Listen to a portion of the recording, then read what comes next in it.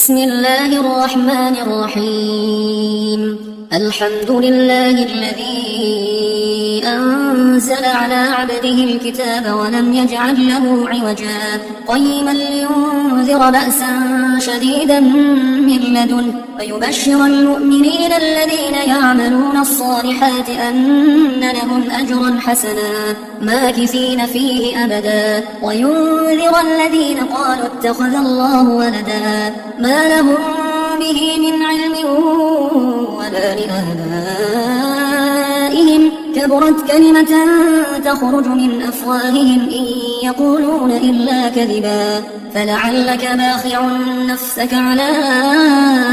آثارهم إن لم يؤمنوا بهذا الحديث أسفا إنا جعلنا ما على الأرض زينة لها لنبلوهم أيهم أحسن عملا وإنا لجاعلون ما عليها صعيدا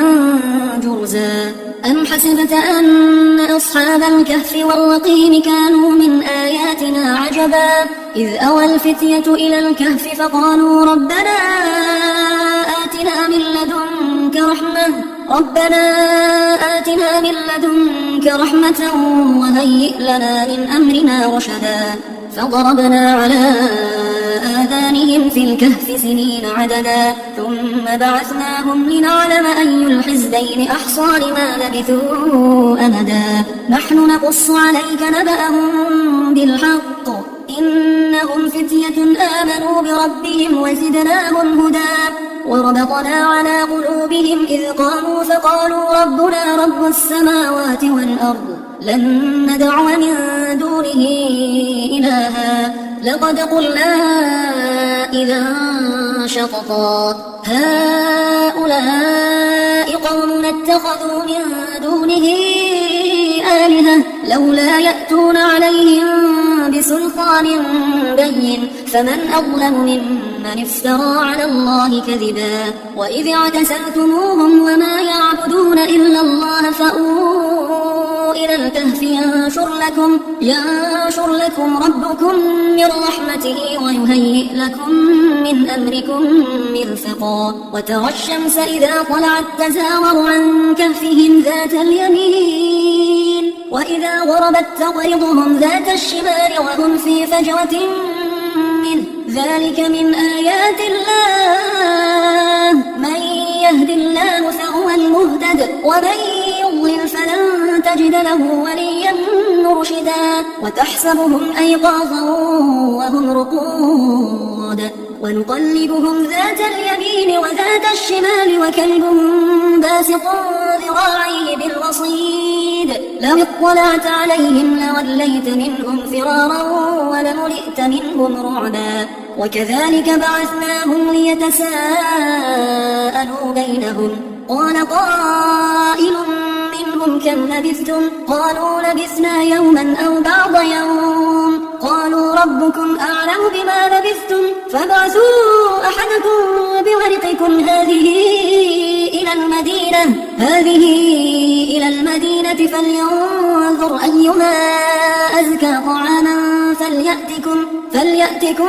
برزق منه وليتلطف ولا يشعرن بكم أحدا إنهم إن يظهروا عليكم يرجموكم أو يعيدوكم في ملتهم ولن تصلحوا إذا أبدا وكذلك أعثرنا عليهم ليعلموا أن وعد الله حق وأن الساعة لا ريب فيها إذ يتنازعون بينهم أمرهم فقالوا بنوا عليهم بنيانا ربهم أعلم بهم قال الذين غلبوا على أمرهم لنتخذن عليهم مسجدا سيقولون 3 رابعهم كلبهم ويقولون 5 سادسهم كلبهم رجما بالغيب ويقولون 7 وثامنهم كلبهم قل ربي أعلم بعدتهم ما يعلمهم إلا قليل فلا تمار فيهم إلا مراء ظاهرا ولا تستفت فيهم منهم أحدا ولا تقولن لشيء إني فاعل ذلك غدا إلا أن يشاء واذكر ربك إذا نسيت وقل عسى أن يهديني ربي لأقرب من هذا رشدا ولبثوا في كهفهم 300 سنين وازدادوا 9 قل الله أعلم بما لبثوا له غيب السماوات والأرض أبصر به وأسمع ما لهم من دونه من ولي ولا يشرك في حكمه أحدا واتل ما أوحي إليك من كتاب ربك لا مبدل لكلماته ولن تجد من دونه ملتحدا واصبر نفسك مع الذين يدعون ربهم بالغداة والعشي يريدون وجهه ولا تعد عيناك عنهم تريد زينة الحياة الدنيا ولا تطع من أغفلنا قلبه عن ذكرنا واتبع هواه وكان أمره فرطا وقل الحق من ربكم فمن شاء فليؤمن ومن شاء فليكفر إنا أعتدنا للظالمين نارا أحاط بهم سرادقها وإن يستغيثوا يغاثوا بماء كالمهل يشوي الوجوه بئس الشراب وساءت مرتفقا إن الذين آمنوا وعملوا الصالحات إنا لا نضيع أجر من أحسن عملا أولئك لهم جنات عدن تجري من تحتهم الأنهار يحلون فيها من أساور من ذهب ويلبسون ثيابا خضرا من سندس وإستبرق متكئين فيها على الأرائك نعم الثواب وحسنت مرتفقا واضرب لهم مثلا الرجلين جعلنا لأحدهما جنتين من أعناب وحففناهما بنخل وجعلنا بينهما زرعا كلتا الجنتين آتت أكلها ولم تظلم منه شيئا وفجرنا خلالهما نهرا وكان له ثمر فقال لصاحبه وهو يحاوره أنا أكثر منك مالا وأعز نفرا ودخل جنته وهو ظالم لنفسه قال ما أظن أن تبيد هذه أبدا وما أظن الساعة قائمة ولئن رددت إلى ربي لأجدن خيرا منها منقلبا قال له صاحبه وهو يحاوره أكفرت بالذي خلقك من تراب ثم من نطفة ثم سواك رجلا لكن هو الله ربي ولا أشرك بربي أحدا ولولا إذ دخلت جنتك قلت ما شاء الله لا قوة إلا بالله إن ترني أنا أقل منك مالا وولدا فعسى ربي أن يؤتيني خيرا من جنتك ويرسل عليها حسبانا من السماء فتصبح صعيدا زلقا أو يصبح ماؤها غورا فلن تستطيع له طلبا وأحيط بثمره فأصبح يقلب كفيه على ما أنفق فيها وهي خاوية على عروشها ويقول يا ليتني لم أشرك بربي أحدا ولم تكن له فئة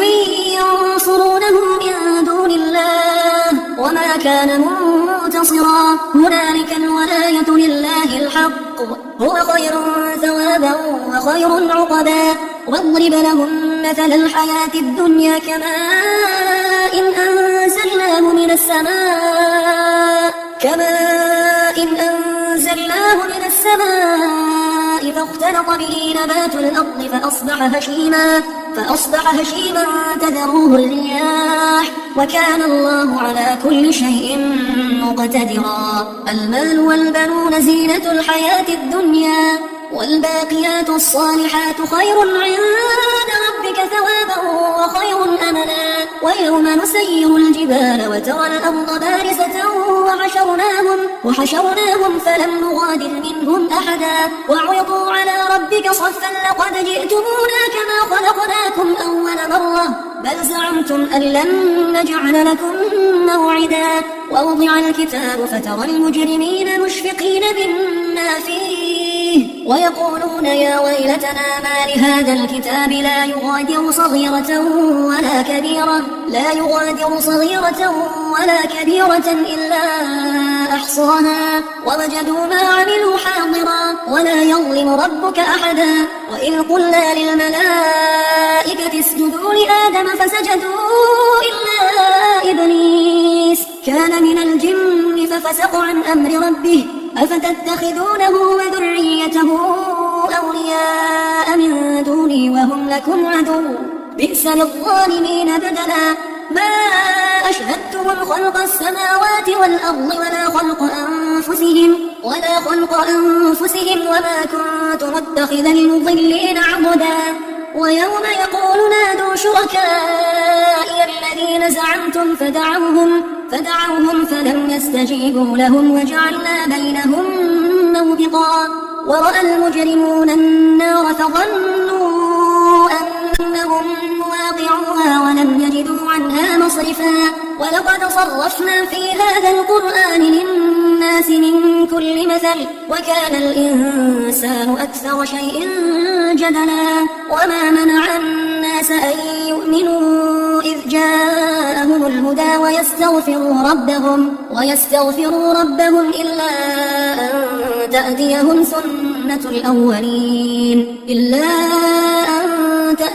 سنة الأولين أو يأتيهم العذاب قبلا. وما نرسل المرسلين إلا مبشرين ومنذرين ويجادل الذين كفروا بالباطل ليدحضوا به الحق واتخذوا آياتي وما أنذروا هزوا. ومن أظلم ممن ذكر بآيات ربه فأعرض عنها ونسي ما قدمت يداه إنا جعلنا على قلوبهم أكنة أن يفقهوه وفي آذانهم وقرا وإن تدعهم إلى الهدى فلن يهتدوا إذا أبدا. وربك الغفور ذو الرحمة لو يؤاخذهم بما كسبوا لعجل لهم العذاب بل لهم موعد لن يجدوا من دونه موئلا. وتلك القرى أهلكناهم لما ظلموا وجعلنا لمهلكهم موعدا. وإذ قال موسى لفتاه لا أبرح حتى أبلغ مجمع البحرين أو أمضي حقبا. فلما بلغ مجمع بينهما نسيا حوتهما فاتخذ سبيله في البحر سربا. فلما جاوزا قال لفتاه آتنا غداءنا لقد لقينا من سفرنا هذا نصبا. قال أرأيت إذ أوينا إلى الصخرة فإني نسيت الحوت وما أنسانيه إلا الشيطان أن أذكره واتخذ سبيله في البحر عجبا. قال ذلك ما كنا نبغ فارتد على آثارهما قصصا فوجدا عبدا من عبادنا آتيناه رحمة من عندنا وعلمناه من لدنا علما. قال له موسى هل أتبعك على أن تعلمني مما علمت رشدا. قال إنك لن تستطيع معي صبرا وكيف تصبر على ما لم تحط به خبرا. قال ستجدني إن شاء الله صابرا ولا أعصي لك أمرا. قال فإن اتبعتني فلا تسألني عن شيء حتى أحدث لك منه ذكرا. فانطلقا حتى إذا ركبا في السفينة خرقها قال أخرقتنا لتغرق أهلها لقد جئت شيئا إمرا. قال ألم أقل إنك لن تستطيع معي صبرا. قال لا تؤاخذني بما نسيت ولا ترهقني من أمري عسرا. فانطلقا حتى إذا لقيا غلاما فقتله قال أقتلت نفسا زكية بغير نفس لقد جئت شيئا نكرا. قال ألم أقل لك إنك لن تستطيع معي صبرا. قال إن سألتك عن شيء بعدما فلا تصاحبني قد بلغت من لدني عذرا. فانطلقا حتى إذا أتيا أهل أهل قرية استطعما أهلها فأبوا أن يضيفوهما فوجدا فيها جدارا يريد أن ينقض فأقامه قال لو شئت لاتخذت عليه أجرا قال هذا فراق بيني وبينك سأنبئك بتأويل ما لم تستطع عليه صبرا أما السفينة فكانت لمساكين يعملون في البحر فأردت أن أعيبها وكان وراءهم ملك يأخذ كل سفينة غصبا وأما الغلام فكان أبواه مؤمنين فخشينا أن يرهقهما طغيانا وكفرا فأردنا أن يبدلهما ربهما خيرا منه زكاة وأقرب رحما وأما الجدار فكان لغلامين يتيمين في المدينة وكان تحته كنز لهما وكان أبوهما صالحا فأراد ربك أن يبلغا أشدهما ويستخرجا كنزهما رحمة من ربك وما فعلته عن أمري ذلك تأويل ما لم تستع عليه صبرا ويسألونك عن ذي القرنين قل سأتلو عليكم منه ذكرا إنا مكنا له في الأرض وآتيناه من كل شيء سببا فأتبع سببا حتى إذا بلغ مغرب الشمس وجدها تغرب في عين حمئة ووجد عندها قوما قلنا يا ذا القرنين إما أن تعذب وإما أن تتخذ فيهم حسنا قال أما من ظلم فسوف نعذبه ثم يرد إلى ربه فيعذبه عذابا نكرا وأما من آمن وعمل صالحا فله جزاء الحسنى وسنقول له من أمرنا يسرا ثم أتبع سببا حتى إذا بلغ مطلع الشمس وجدها تطلع على قوم لم نجعل لهم من دونها سترا كذلك وقد أحطنا بما لديه خبرا ثم أتبع سببا حتى إذا بلغ بين السدين وجد من دونهما قوما لا يكادون يفقهون قولا قالوا يا ذا القرنين إن يأجوج ومأجوج مفسدون في الأرض فهل نجعل لك خرجا على أن تجعل بيننا وبينهم سدا قال ما مكنني فيه ربي خير فأعينوني بقوة أجعل بينكم وبينهم ردما آتوني زبر الحديد حتى إذا ساوى بين الصدفين قال انفخوا حتى إذا جعله نارا قال آتوني أفرغ عليه قطرا فما استطاعوا أن يظهروا وما استطاعوا له نقبا قال هذا رحمة من ربي فإذا جاء وعد ربي جعله دكا وكان وعد ربي حقا وتركنا بعضهم يومئذ